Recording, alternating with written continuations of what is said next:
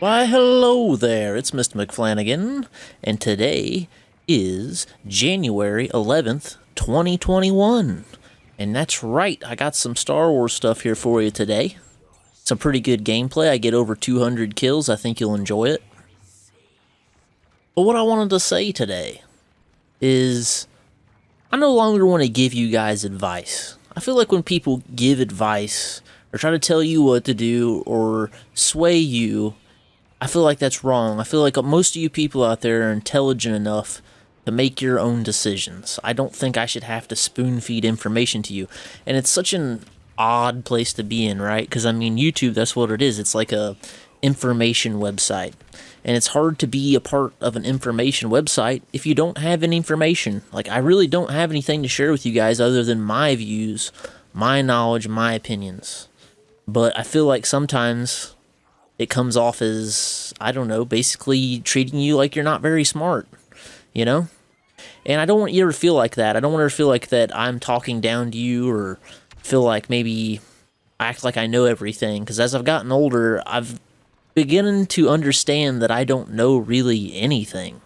You know, I can only give you insight into my own life. I can't give you insight to your life. I might be able to make you think about things or maybe question some things by seeing what I do in my examples and how I do things.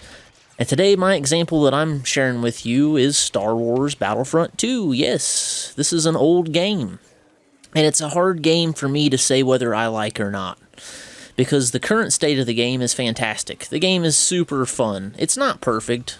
Nothing's perfect. This game is far from perfect. There's things in it that are overpowered. There's things in it that are unbalanced. You know, but I feel like anymore my idea of a good game changes so much because games aren't what they used to be. They're not made how they used to be. You know, games used to be sold to you done. You know, it was just like a music CD. You put it into your CD tray and it only plays and does the things that you were sold. Where now games are sold as, okay, this is a potential idea. They're selling you an idea, and then you have to hope that they execute that idea in a way that you like. And I feel like that's the biggest problem with video games right now, is they're no longer selling you a product, they're selling you only the idea of a product, and whether that idea interests you or not. And they're not guaranteeing you that you're going to get anything out of it. And I think that's, I mean, well, you never can guarantee that an audience is going to get something out of a video game. I mean, they provide the sandbox, they provide the toys and the things for you to play with.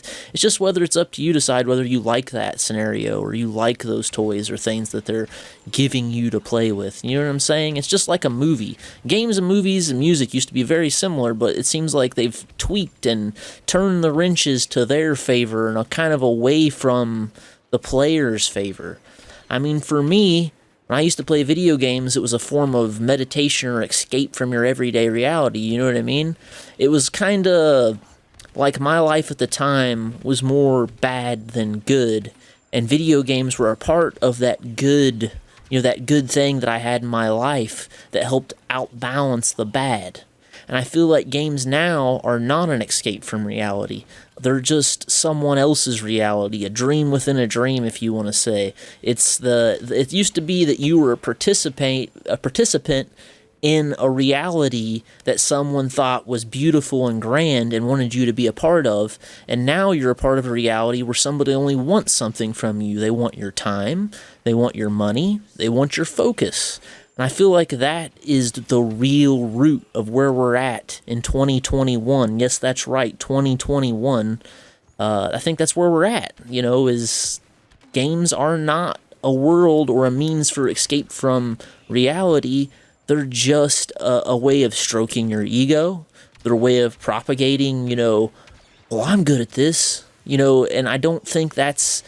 Well, let me put it in even easier terms so you understand. Everybody is staring at the scoreboard. Everybody. No one is getting immersed in the reality of the video game and trying to fight and survive for their life. They're just worried about a number and an end of how I'm going to be judged by other people. Everybody's so scared of being judged by other people. But I feel like this game right here was probably the last little glimmer of an escapable reality world where where there's a good balance of good things in the game and bad things in the game. I think the bad things in the game are the fact that people don't understand this game so much. This game's all about just going out, getting points. It doesn't matter how many times you die or live. It's better if you don't die a bunch, but the journey of this game is actually understanding the game. It takes so long to progress in this game. It takes so long to earn unlocks and rewards. But the thing is, in this game, there's actually a payoff to those rewards, or to your hard work. They're the hours that you put into the game. And I feel like that's what keeps me coming back to Star Wars Battlefront 2, is that the rewards in the game are real. If you put the time into a class and level everything up, you will feel stronger and more powerful. It gives you a real sense of accomplishment, and it gives you a real sense of, just self-worth that other games don't give me. And I'll give you an example of how old games used to give me that feeling. Like Black Ops 2 had a very Call of Duty Black Ops 2, for people who don't know what I'm talking about. It's a video game, it's a shooter. You point, you shoot, the guy dies.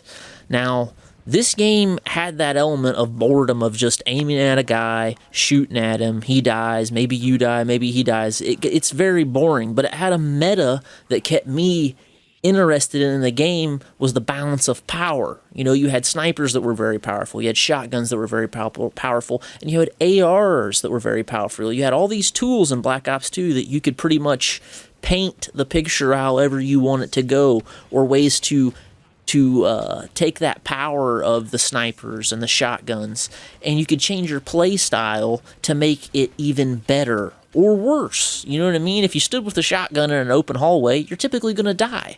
But if you were very, conniving with the way you move about the map and the way you traverse the map, then it was a much more deep game. And I feel like the current state of video games and the way things have gone, there's no power to the player anymore. They've took everything away from the player and have tried to make every single scenario a chance that you might lose. And I feel like you guys can feel it. I feel like you, the viewer who plays video games and has played over the past, 10 years, you can feel that they've took every bit of control away from you in video games, with the skill-based matchmaking, with the lag, with the, just nonsensical views on what makes people enjoy a game and stay there. And I feel like till we can get back to a point and a place where people look at video games as, here's my piece of work that I am so proud of, and I want to share with you, the user, and I want to give you the best experience that I can give you, we're not going to have a whole lot of good games out there to be excited for. Because the people and the way things are right now are only for money. If you do anything in life, there's a monetary value. If a YouTuber's giving you a video, if they're telling you they have inside information, it's because they want your time and they want your money, but they don't care about you or what happens to you. And that's the same view that's been implemented into movies. Movies suck. I can't even hardly watch a new movie that's so dumb and everything's so spoon-fed and given to you. I feel like that's how video games are too now, and they used to not be like that. There used to be such deep meaning and thought put into these games. And until, the real art comes back to video games, until the real concern for the end user and how that end user is treated and how that end user's mentality, is cared for, because right now it's not. The only thing that they care about is your wallet, But then again, I don't want to be the guy that's telling you how to think and tell you how to live your life. I'm just trying to give you maybe some insights into your own psyche and the way you think, the way you do things, and maybe think about some of the things that you do in your life. When you jump on Cold War and you waste 2 hours of your life, it's gone, and you didn't even have any fun, not even a glimpse, not even 50% fun. What are you doing? In this game, I have a balance of fun and bad times. I don't win all the time. I don't lose all the time. I don't get scores like this all the time, as you can see. But it does happen, and that's what keeps me fascinated and interested. It's that spark of the impossible happening. This is an 89,000 score game. I got second place. 89,000. How many kills did I get? 223 kills and 20 deaths. This is something that's not able to happen in a modern game like Call of Duty.